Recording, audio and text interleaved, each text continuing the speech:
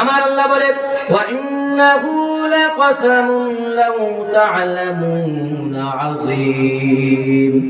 আমার আল্লাহ বলে বান্দা শোনো, আমি মহান একটা গ্রন্থ, মহান একটা কিতাব কোরআনুল কারীমের কসম আমি খেয়ে বলছি।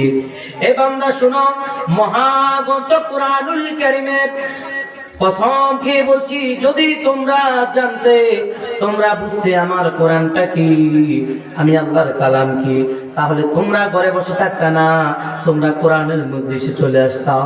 তোমরা সন্তানকে সকালবেলা ঘুম পাড়াইতা না, সন্তানকে কোরআন শিক্ষার জন্য পাঠিয়ে দিতাম।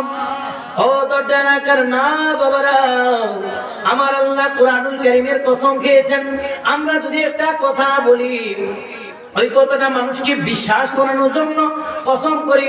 আমার আল্লাহ কয়, আমার বান্দাগুলা এত নাফরমান, আমি আল্লাহ রব্বুল আলামিন এতবার বলেছি, 82 বার নামাজের কথা বলেছি, ঠিক মতো নামাজ আদায় করে না, যাকাতের কথা বলেছি, নবীর ভালোবাসার কথা বলেছি, আউলিয়া কেরামের মহব্বতের কথা বলেছি, সদকার কথা বলেছি, আলিম উলামায়ে কেরামের মর্যাদার কথা বলেছি। আমার বান্দাগুলা শুনে না। তবে শোনো, ইন্নাহু কুরআনুল কারীম, এটা হচ্ছে মহাগ্রন্থ আল কোরআনুল কারীম।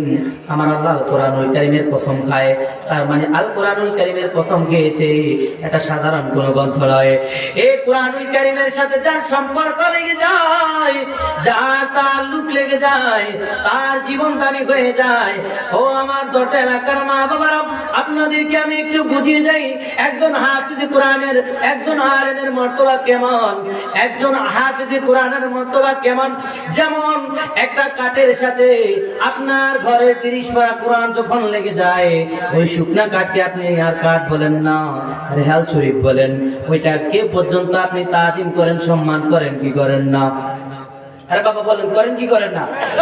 ঠিক তেমনি যে মা দুনিয়ার জমিনে একটা হাফিজে কোরআনকে পয়দা করেছে, গর্ভে ধারণ করেছে, বাবা সন্তানকে লালন পালন করেছে, হাসরের ময়দানে আমার আল্লাহ রাব্বুল আলামিন হাফিজে কোরআনের মা, আলেমে দ্বীনের মা বাবাকে মাহরুম করবে না। জোরে বলেন সুবহানাল্লাহ।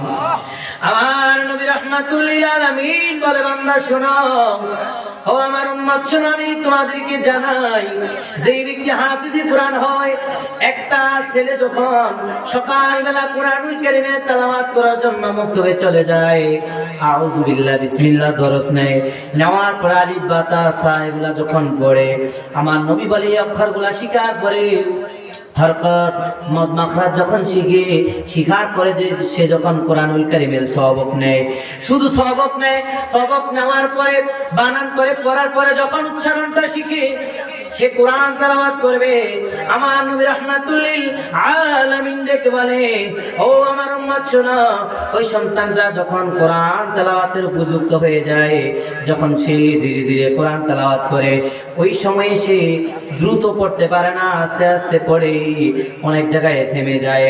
এই সন্তানটা যখন কোরআন তেলাওয়াত করে, ওই সময় আমার আল্লাহ রাব্বুল আলামিন তার মা বাবার জীবনের গুনাহগুলো মাফ করে দেয়। সুবহানাল্লাহ।